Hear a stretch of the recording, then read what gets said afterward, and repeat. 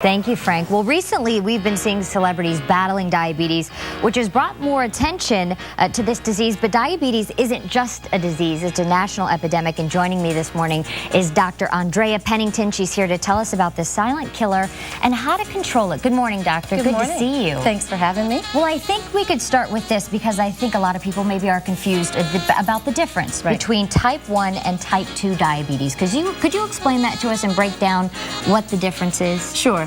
With type 1 diabetes, we typically call it juvenile onset. Right. Usually happens when you're a child. It's genetically linked, and that's when your pancreas stops making insulin. So you require insulin to live. So they get injections or a little pump. And so that's something you're born with? Well, you're born with the tendency, and yes, it develops in childhood. Okay. Whereas type 2 diabetes, which is the largest number of diabetes cases in the United States, is really tied to our lifestyle and our diet. So if you're overweight and if you're not moving your body enough, your body does not respond to insulin. So your body still makes it, and typically you don't need insulin shots unless it gets really out of control. And so I've always, and I don't know if this is a misnomer or if this is true, that sometimes excessive amounts of sugar, certain kind of foods, if you were to eat poorly or have too much sugar, that could increase your chances of getting diabetes. Is that true? It doesn't really increase your chances of getting diabetes, but if you are overweight, if you are inactive and you eat a very sugar-laden diet, you are putting yourself at risk of things like heart attack, stroke, erectile dysfunction. Not good thing. And a lot of guys perked up at that one right there. Okay, here's some staggering statistics actually. 57 million Americans are at risk for type 2 diabetes. That's right, and you mentioned it. It's the silent killer. We have millions of people out there who don't even recognize any signs or symptoms until something terrible happens. It's too late. Exactly. And then over 65% of people with type 2 diabetes will die of heart disease, but then 9 out of 10 of these diabetes-related deaths are preventable. That's 9 out of 10? And actually, that's the good news.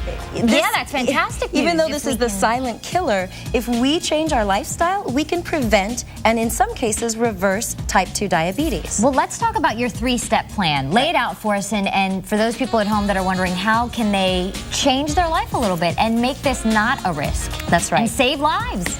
Exactly. Our goal is to help you diabetes-proof your life. So step 1 is to know your numbers. It's not enough for you to ask your doctor and they say, oh yeah, your numbers look good. And numbers meaning? Your blood glucose at fasting, your cholesterol, your blood pressure. Actually get them printed out and save them in a binder for future reference to see if they start trending up.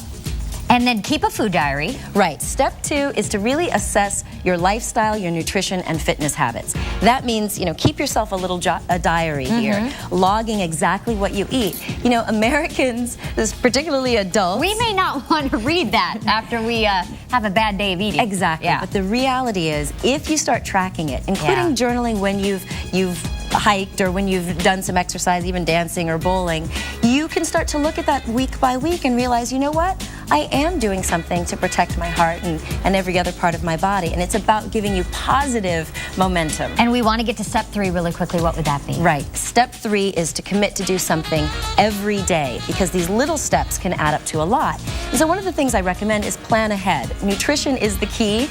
We really can diabetes-proof ourselves.